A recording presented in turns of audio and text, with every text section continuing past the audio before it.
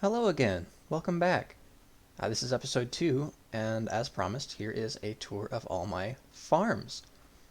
I couldn't decide where to start, so I booted up the game and found that I was here in the end, so I'll just start here. This is the XP farm. It's just the same thing that you've seen everywhere else. You got the endermite in the middle, right up here in the chest, or the minecart, and all of the endermen spawn on the platform. Rush the guy in the middle,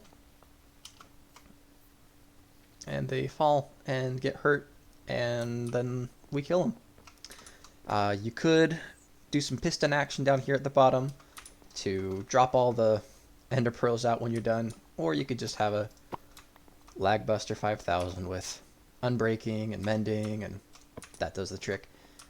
We got a couple of beacons on both sides to keep you regenerating for those long AFK sessions when you're swinging and your hunger starts going down, and before you know it, you're starving.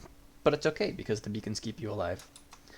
And then right over here is just a nice, easy, convenient enchanting station.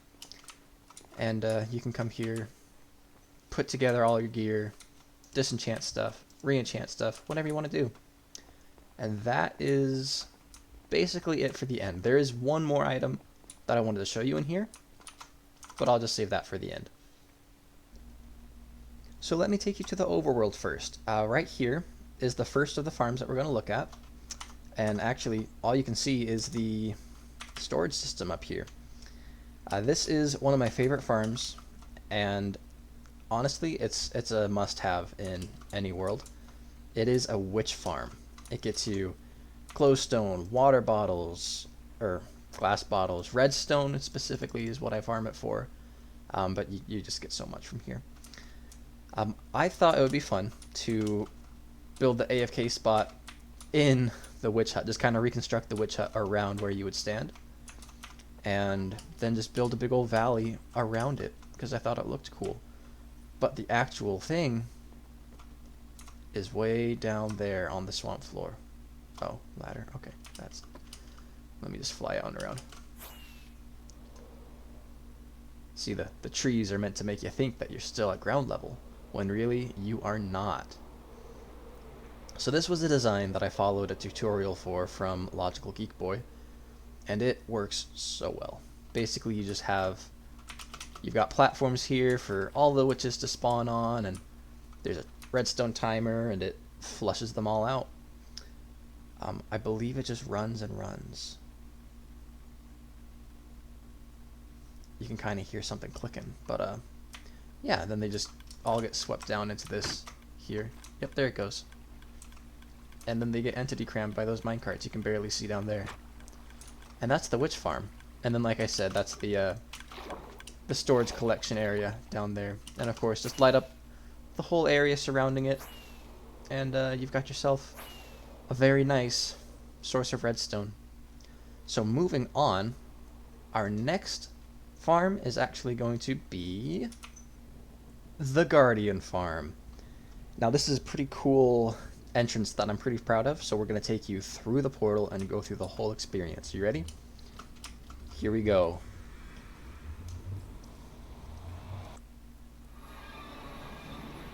Oops. Here we are. Welcome to the Ocean Monument. It's yeah, really cool down here. I put this all together listening to an audiobook, Way of Kings, Stormlight Archive, if you have heard of it. It's really good. Anyway, decorated with ore. Here's really not that impressive of storage systems, just chests and hoppers. But let me show you the actual farm part. And that is up here. We got two big old tanks on both sides where guardians spawn, and then they just get funneled into the middle, down into that trough there. And this was going to be a nether-based farm where they would go through the portals and die there, but I got a little burnt out as I was building this way back then, and it got to the point where I just couldn't bring myself to finish that project. So instead of going through all that hassle, I decided, you know what, I just wanted the finished farm, and so I finished it here in the overworld. And that's pretty much it for this one. It gets us really good rates, actually, especially when you go up here and you AFK for a bit. Before you know it, the whole place is just flooded with guardians, and you get plenty of that prismarine goodness. Why are there no mobs spawning, though, you may ask? That is because I built a mob switch. Let me show you that next. Here we are at the mob switch. I designed it based off of what I could remember the Scarlet Witch castle looking like in Multiverse of Madness, Doctor Strange. Because I thought, you know, if I'm going to be messing with the spawning of the undead, right, better make it kind of occult, right? Make it spooky and forbidden looking. So that's what I went for with this.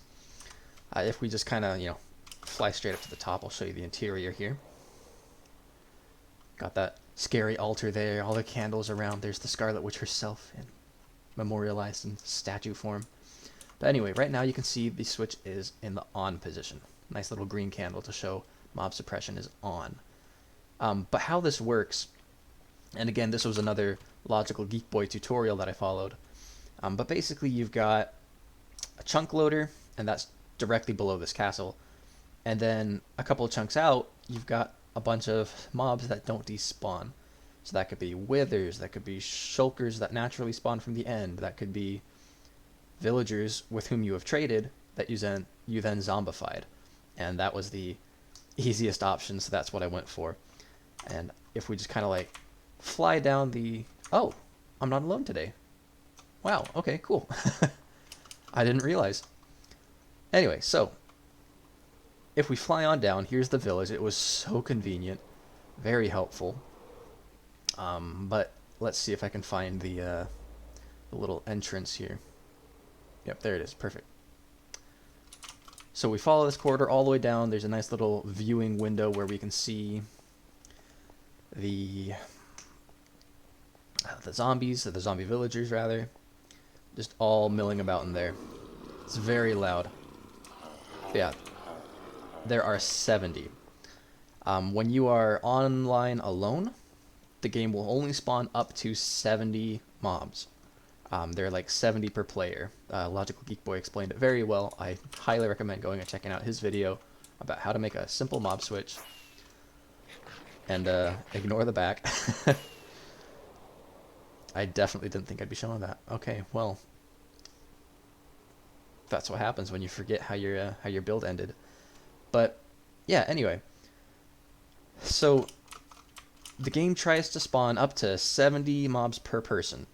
So as long as you're the only person on the server, that's enough. But because I am not alone today, we will both be getting about 35 mob spawns. And that's because they are being loaded by the chunk loader beneath the castle here. And let me just show you that too. There's a secret little entrance back here behind this ice block. Yeah, so the switch at the top moves a piston, which moves a wall, which changes this, which triggers the observer. Sorry, let me enunciate better. Which toggles the T flip-flop, which turns this thing on and off. But basically you got this minecart going back and forth in the nether. There is a tutorial on how this is done. I want to say it was by Dark. I don't remember off the top of my head. I'll find that though, and I'll put it in the video description, because this is so helpful. Anyway, but that's it for the mob switch. And like I said, this is really helpful for when you're just trying to build and you don't really want to get attacked by mobs every second of every night. But yeah, having something like this in your world helps you just keep on building through the night. It's very helpful. So that is it, actually, for the overworld.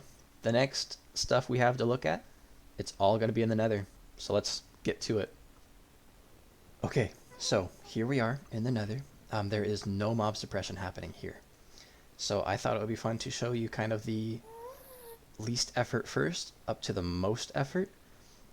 And what do you know? We've already got something here in the works. This is the ghast farm. I built this very early on. It is literally just a platform out there and a little blast shield to hide behind. Oh, okay, it just despawned. I thought we were going to have like a fun little shootout here for a second with a ghast. Show you a little action, but Not so, just a couple skeletons instead, which we can still get. So there we go. There's a little action. But yeah, the ghasts just spawn out there, and then the little half slabs down around the edge there, like a little railing, keep it in because they're too wide, too big to fit out of there. So that's the ghast farm. That's how you do things if you want to go fight the Ender Dragon again. You just got to come here, grind out a couple of ghasts, and there you go. We got that more mob heads data pack. I don't know if I mentioned that in the last episode, but there they are. So that's it for the ghast farm. Up next is going to be the Froglight farm.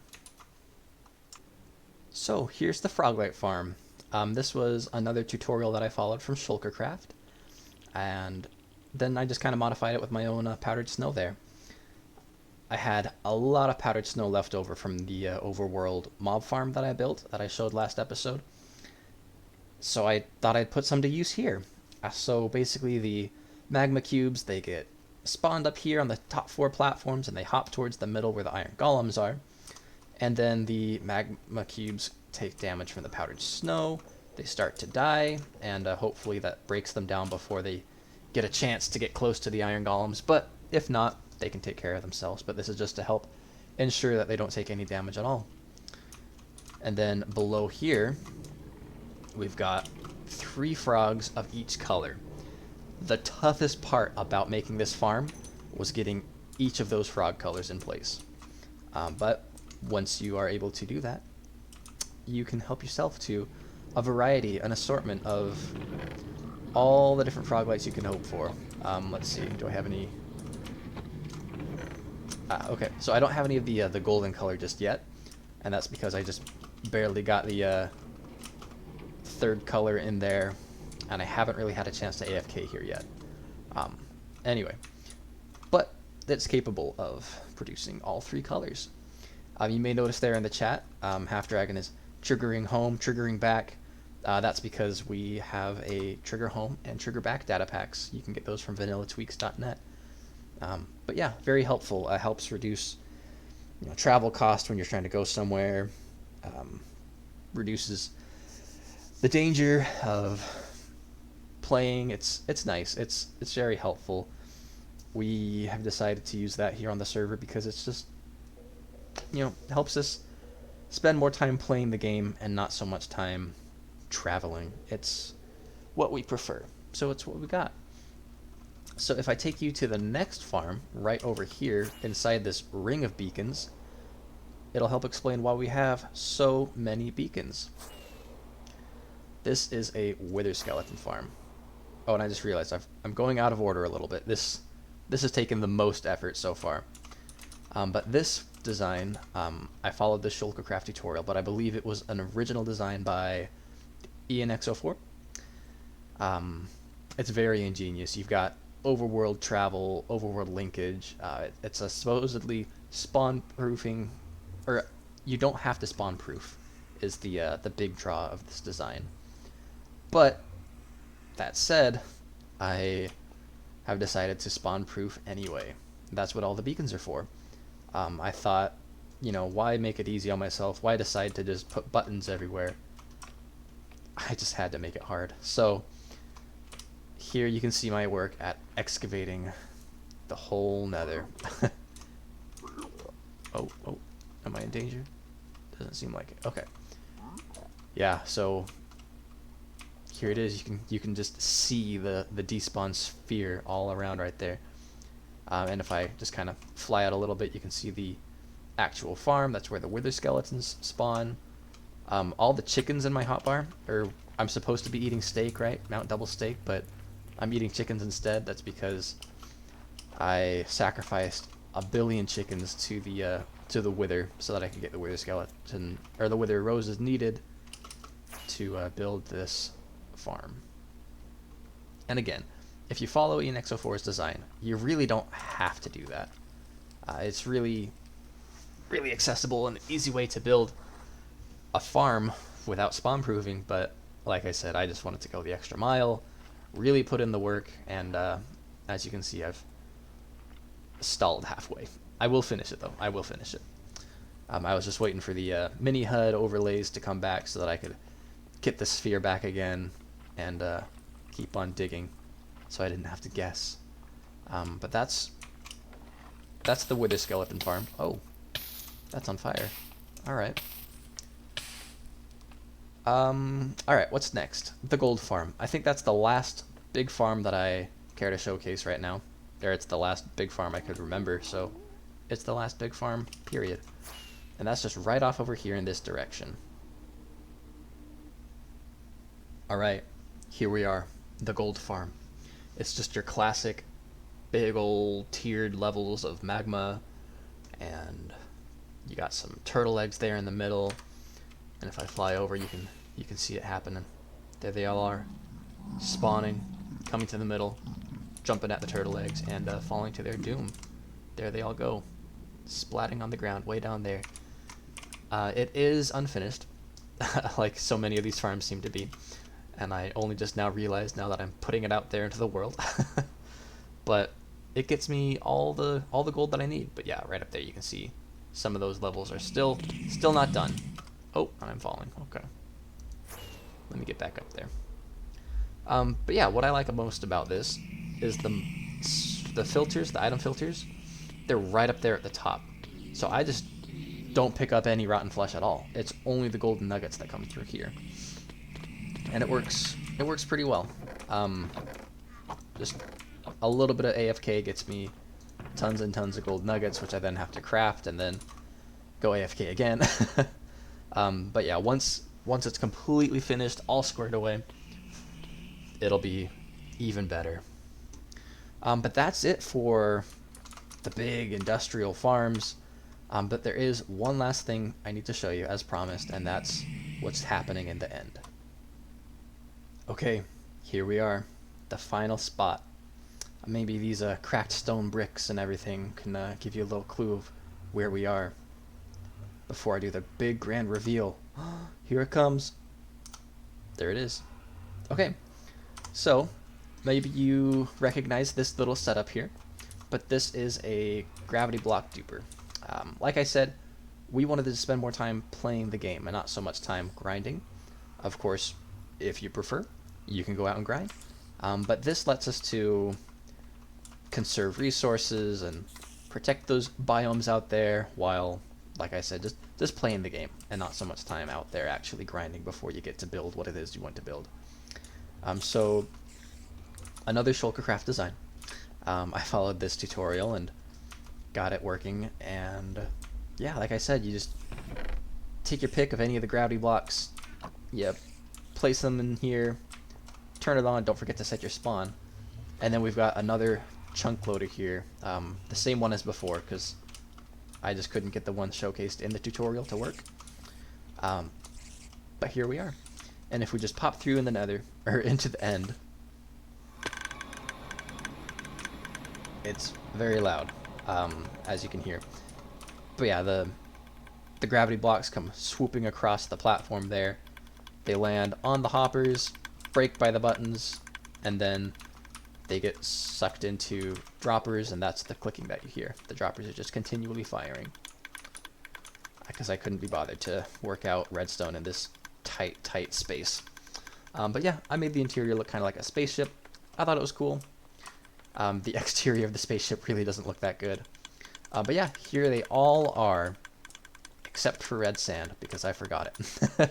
And then, yeah, right here, you can take your concrete powder, convert it into concrete, and that's it.